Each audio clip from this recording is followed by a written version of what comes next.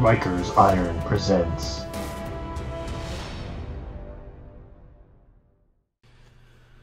Anyways, so folks, let's kick off this unboxing. So let's officially kick this off. It's going to be our first expansion unboxing that we're doing for Monsterpocalypse. We have done the starter kits already. You can find our stuff on YouTube. I believe we still have our YouTube. Yes, we still have our Monsterpocalypse review right there for our Protectors and Destroyers starter kits. Each release, I'm going to be doing an unboxing for this stuff. Also, I know Privateer Press will be sending us gift packages and things, so whether we get it on release day or that weekend or the week before, we'll continue to do these unboxings. We're going to do our usual review. There's no packaging for this, so we're going to skip the packaging stuff. Although, let's actually take a look at the packaging, because it's kind of new. It's new stuff here. It's a new expansion product, so let's take a look at the packaging today. And we're also going to look at the contents of all the stuff here. We want to make sure everything is obviously in the box. We want to make sure all the bases are there, the flight stands, all the core parts of the expansion. And we also want to check the quality of the minis. So we're going to be looking at mold lines. You can see the little sprue cutaways, the injection ports, all that crazy madness. And we're going to go over it. We're going to look at it. And I'm going to compare the old models over here that I have gathered on my right side to the new models, so you guys can see what they look like before and what they look like now. I know some people on the YouTube, sorry, not on the YouTube, on the YouTubes, I know some people on the Facebook groups and other things were looking for comparisons in size. I'm not sure if it was just to see what the quality's like in comparison, but they're really drastically different, so we'll definitely do that today. So let's kick it off like we did before with the Protector side.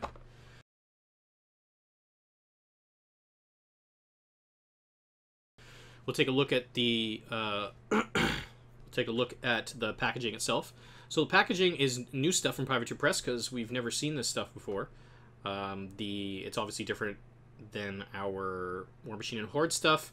It lists all of the contents of the package on the front, just like it does here too, for the destroyers. So Strike Fighters, Rocket Chopper. So we're supposed to get 4 Strike Fighters and 1 Rocket Chopper in here. I like the art on this. It's very clean. It makes me want to play the game, and I hope it draws people in. It's weird that they're calling them unit expansions. I don't really know what the reason is, whether they just didn't say something else, but unit expansion to me makes sense, but I know some people were like, why are they calling them expansions? Blah, blah, blah, blah. I like the idea that they're considered expansions, like each one is its own little expansion of the core forces. I like the term a lot. So the back itself shows you what you get inside with a little number beside it. So we get 1 elite, we get 3 Strike Fighters, and we also get a Rocket Chopper. So yeah, so back of the thing tells you how many you get in here. Now, one thing to keep in mind, ladies and gents, with these, it tells you get 1 elite and 2 basic dudes. But nothing stops you from, unless you're playing clear bases, which I'm not playing clear bases, nothing stops you from making 2 elite strike fighters and 1 basic, or reverse it. It's pretty much up to you. As long as you denote on your base what you want it to be, they totally can be elites. And in the back is just, you know, the usual BS. I love this little thing. Anyways, very, very, very nice packaging. I like the colors that they chose here. It separates them from the darker stuff you always see on the War Machine and Hordes. It's very, you know, cityscape. It's very urban. I like it.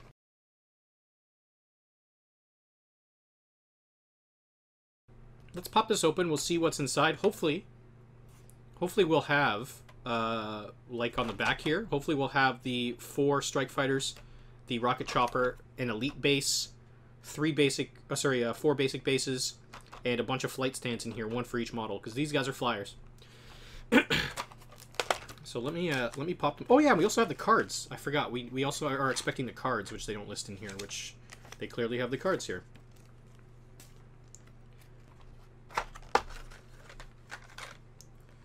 So let's make sure all the contents are here. let's take a look. We got the contents of this. We got the cards for each of the thing. We have an elite card. Perfect. That's what I was hoping for. Elite card. We have Rocket Chopper. We have the basic Strike Fighter as well. So we got all 3 cards. That's good news. Let's take a look. We got the elite. You can see the elite star in here. So we have the elite. We have the 3. Was there only 3? The 4. The 4 basic ones. The flight stands. The flight stands actually look kind of nice. They're better than I anticipated. So we should have 5 of these bad boys here. You can see these little swooshy whooshes. Could be kind of cool to paint these. Rocket Chopper on sprue. This is going to be a... Looks like it's going to be a pain in the ass. And 5 goofy looking planes. I love these little planes. Remind me of World War II bombers. We got 2, 4. So everything's in there. And I punched the camera.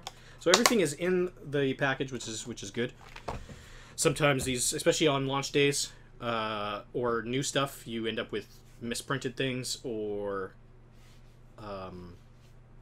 missing stuff or whatever it is. So let's just take a little look at the cards real quick. Show you guys some of the stuff there. It's pretty cool. I love the artwork on here. Like little what are they called? I forget what they're called. But they just show like the lines, like blueprints. They're like little blueprint models. It's pretty neat.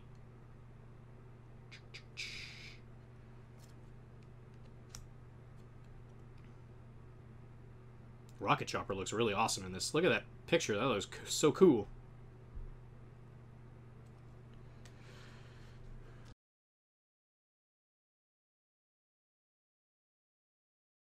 So I'm just going to pick the 2 worst...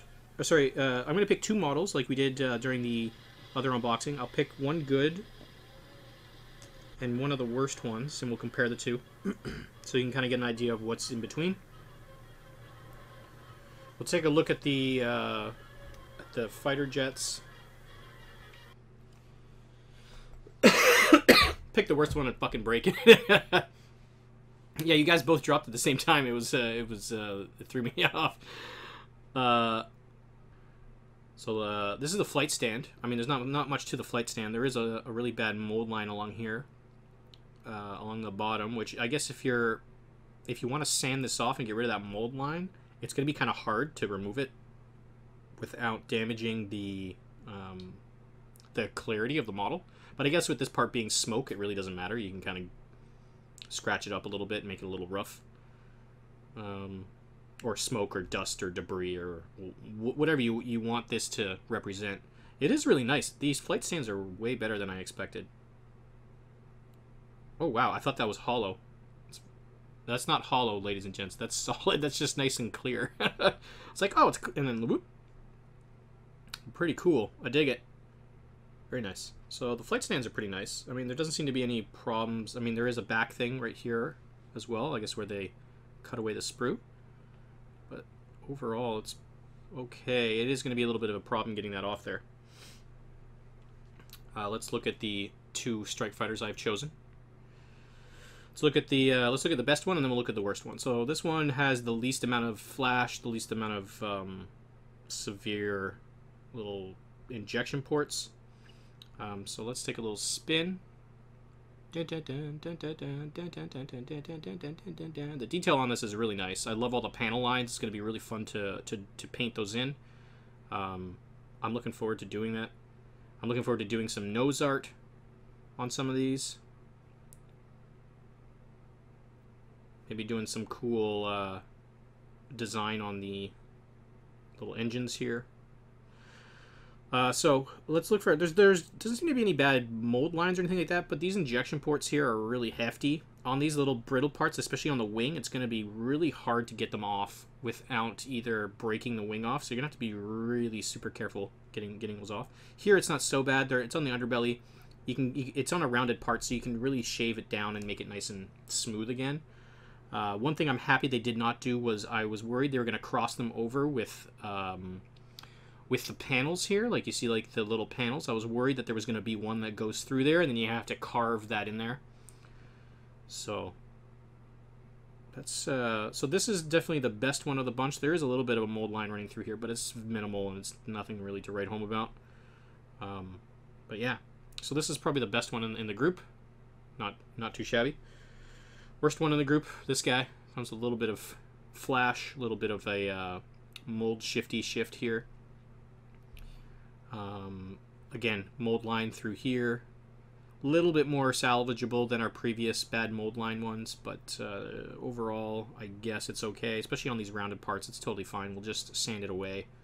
Just it sucks being close to these little panel lines. I don't know if you can see that or not, but it's just not my cup of tea. This stuff is easily removed. I mean, I can just peel that off right now. It's not really a big deal, but yeah. So yeah, that was the best and the worst of the bunch. So with that in mind, it's still not too bad. The rocket chopper is next, ladies and gents. So let's take a spin, and then we'll talk about the horrors that is. It does have a lot of nice detail, though, and I'm scared to lose some of it when I cut this off the sprue. The sprue is massive. I intend to use this for scrapyard, maybe a little bit for rubble and things on our bases for Monsterpocalypse. Yeah, so one thing I want to kind of point out, I don't know if you'll be able to tell or not on the camera, but if you look at this kind of, here, let me see if I can point the camera down a little bit. Now you probably won't be able to see, but this thing is super thin, like so thin that when I do this, the light's passing through it.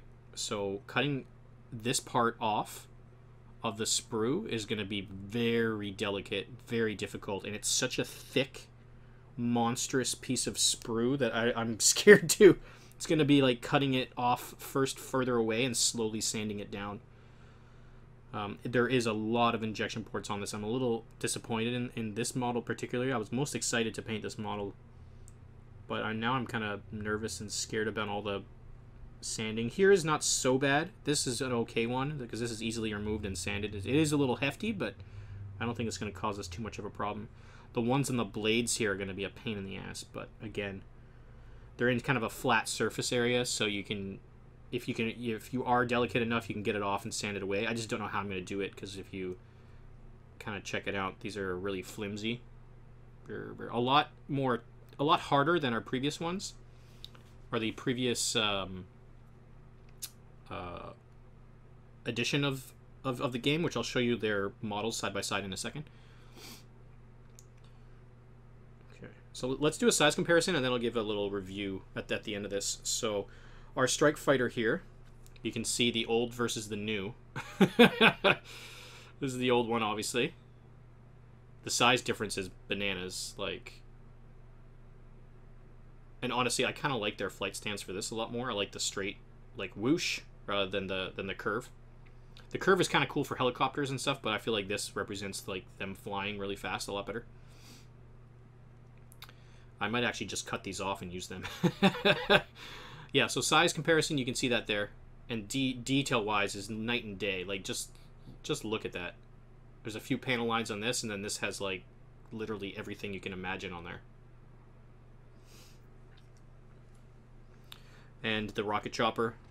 I think this is an elite rocket chopper, but you kind of get the idea behind it. Same thing. It's actually similar in size. It's almost the same size. It's a little bit bigger, this one, but this one has a lot more detail. If you look at the fronts,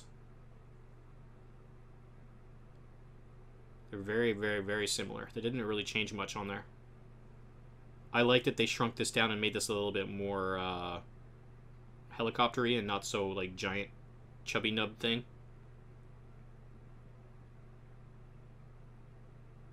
Yeah.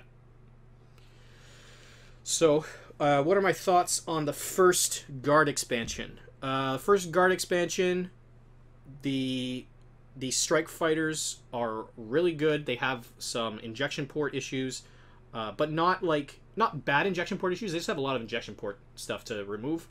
There was no really bad mold lines. The worst one in the group had a little bit of one on one side, and that's understandable. That happens. The flight stands, amazing. I love the flight stands. They're really nice and clear. They fooled me. I thought that they were hollow, but they weren't. They were really clear. It was really nice. I just don't like that there's a mold line right along the base that you're going to have to sand away. I would have rathered something be at the part where you glue, or just somewhere else. I mean, I guess that's the least of evils, because if you glue it down and you're putting stuff on the bases, you're going to get... You're basically going to cover that up anyways with, like, maybe debris or dust or something like that to make it look kind of cool. At least that's what I'm going to do. Yeah. The rocket chopper, though, that's a whole other story. That thing's a fucking nightmare. It's going to be a pain in the ass to get off the sprue. It's got really thin wings attached to big chunky things attached to an even chunkier thing, so cutting that off is going to be very delicate. And even on the wings, on the blade, the propeller wings, it's just too much. So overall, out of a score between going from the worst being poor and the best being great, I'm going to give this a good. It's a good expansion set. I'm just scared about this and the future of other expansions having this, especially with such dainty features.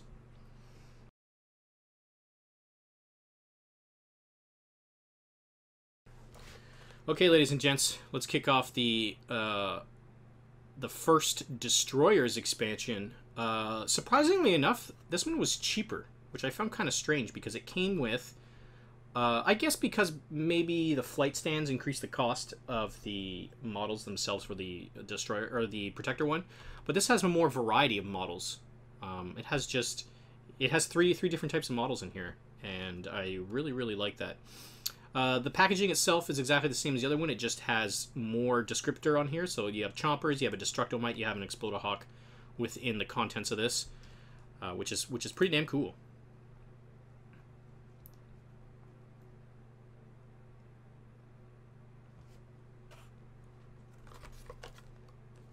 On the back, it does list everything you get in here. So you get one Elite Chomper, you get two regular Chompers, you get an Explodahawk, and you get a Destructomite for the Planet Eaters. Planet Eaters are pretty cool. I definitely dig them.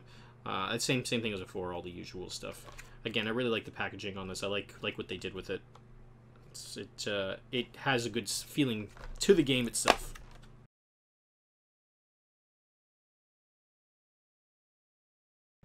So let's make sure all the contents are here. We're looking for cards for each of these bad boys, so there should be 4 cards in here. Let's hope there's 4 cards in here. Again, I don't know where my other foamy foam went. So let's take a peek at the cards as we pull out the contents. Got Explodahawk, looking pretty snazzy in there. He explodes on the shit, kills stuff around him. He pretty much plays the same as he did in 1.0, just maybe a little cleaner.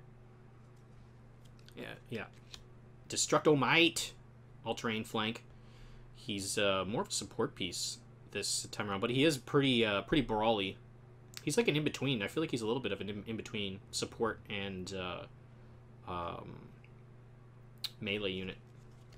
Chompers are pure melee. These guys, they're just there to eat shit. Eat shit and take names. Their power dice is pretty immense there, too. Or not power dice, they're boost dice. And the elite guy. So we got all 4. Very, very nice.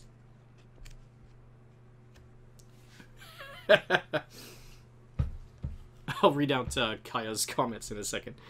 Well, let's make sure all the contents are here. So we got a bunch of Chompers. There's 2. Make sure there's a 3rd one in here. 3rd one. Dear God, these guys. This guy's gonna be the ugly one. I'm gonna put him to the side. Ugly one. Which one's the best one? This guy. And then we got the Explodahawk, which is super awesome. Look at this guy. Way, way cooler than its original form in 1.0. Very, very nice. Caca! And the Destructomite, again, much improved. Look at this guy. Holy crap. And then we got all the bases. Let's make sure we got at least an elite base in here. Yes, we do. Okay. A little star. You can see it's an elite. I know some people, when they're playing with clear bases, will be painting these different colors. So all the contents are there, which is great. I was, again, like I mentioned, I'm always worried about release day stuff because sometimes they miss stuff.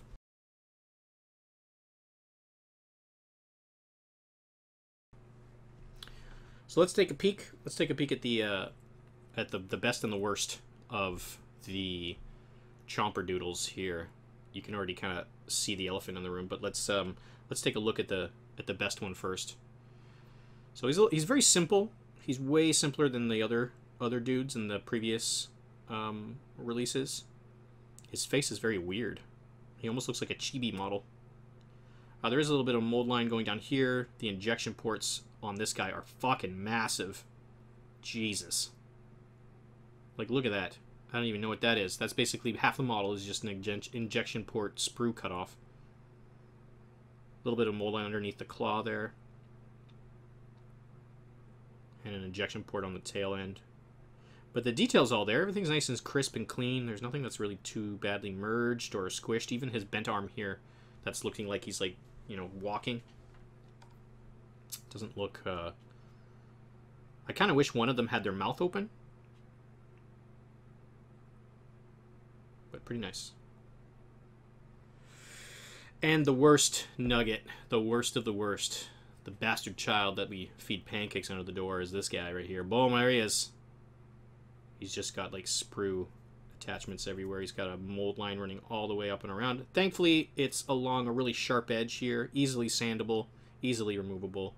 I'm just not sure what's going on here. Just going to try and get some of that shit off. I hate that stuff. Injection port is probably even worse on these two than it was on the other one. But you can even see, like, they even have, like, the imperfections in his armor. I don't know if you can kind of see that. They have, like, little dimples. Almost like it's, like, bronzing. Like, bronzed armor.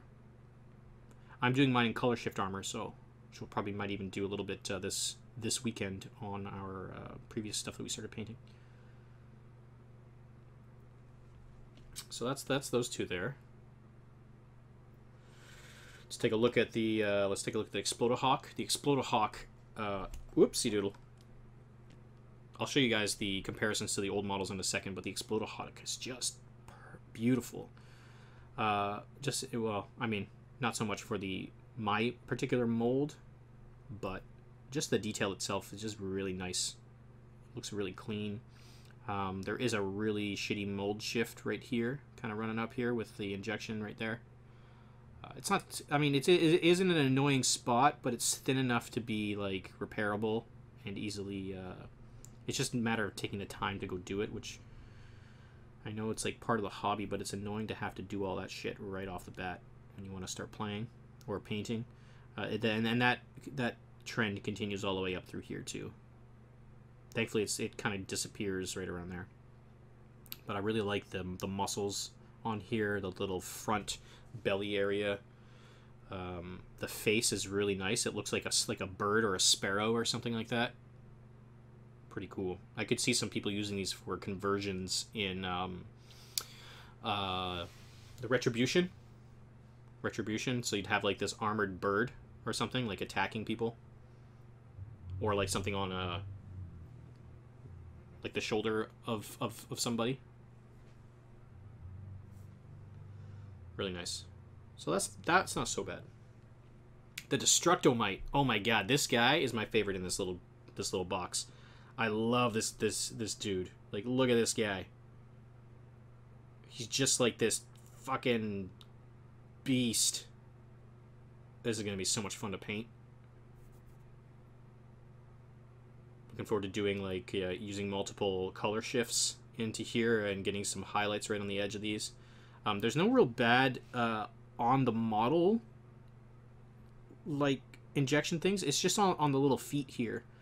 And while I hate them being on these little spindly areas, they are really small and easily removable. So, and he's gonna be flat, like, if you look at him on the base, I mean, he's going to be flat touching there anyways once you remove them, so it's not such a big deal. The detail on this is beautiful. I love it. And again, I can see these being used in, you know, as replacements for, what are they called? In Legion, the little, the shredders. I could see these being replaced, or using these as replacements for shredders, or maybe if you play 40k or something like that, using them as, you know, some sort of NIDS thingy. I don't know. Sky's the limit with this stuff. You can really take a few of these things and bring them to a different table and have something unique there. But I really like this one. This one's really clean. Definitely cool. Let me show you the comparison between all the models that they were before and what they are now, and they're drastically different. So, like, let's start with the Chomper. Wait for it, okay? So this is this one. Literally fart noises. It's like, it keeps the same theme, but oh my god, is it two different things? Like, just look at the size top down here. Like, I can put this over top and you would never see them. You wouldn't even know that there's a mini under there.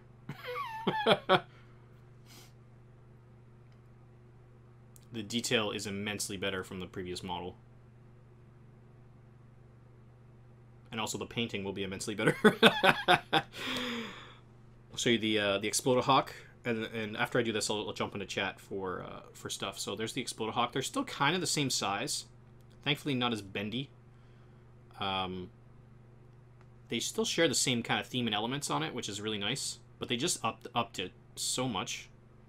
They really went to town and brought in that resin detail.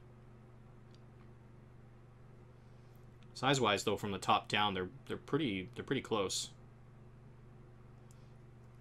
And the back is still kind of the same, but it's just like the detail is insane in comparison. And finally, guys and gals, you're not even gonna recognize. So here's this guy, and then here's his counterpart.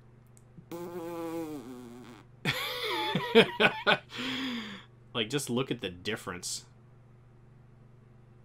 Like, he's like two of these tall. Again, still the same kind of theme and feel to it, but just brought up to a whole new level.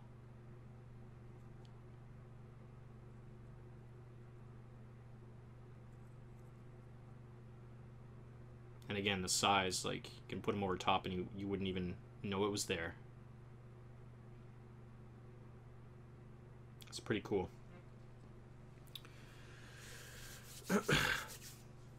So what do I think of the first Destroyers unit expansion? Of the two expansions so far, I preferred this one because there's no giant sprue thing to cut small spindly bits off of. There is a few parts that are going to be really hefty to cut off, like the ones on the Chompers. They're a little bit excessive. I feel like that's going to be, if they continue to do that, I feel like that's going to be a big negative for the community and also getting people into the game. I know a lot of people who are getting into this aren't looking to spend 30 years prepping their models to paint. They want to be really quick about it, get it on the table, and be playing. That's true for most games, but this game is a lot more casual. It's essentially like a tabletop board game, war game, skirmish. Like, I don't really know how to describe it. You have to just watch a live game to get a feeling for it. The contents themselves, everything is drastically improved as you saw from the previous renditions of them. All the content was there, which is nice. But again, those massive sprue things, while a negative, don't really affect the detail of the model that much. So there's nothing really on these guys that really hurt it for painting, for modeling, for converting, for anything like that. So on a score between poor and perfect, I'm going to give this a great. It's definitely, it's far from perfect, but it is a great little expansion. It gives you a variety of stuff and just some fun minis to paint. It's going to be really, really cool to get these guys all painted up and ready to go.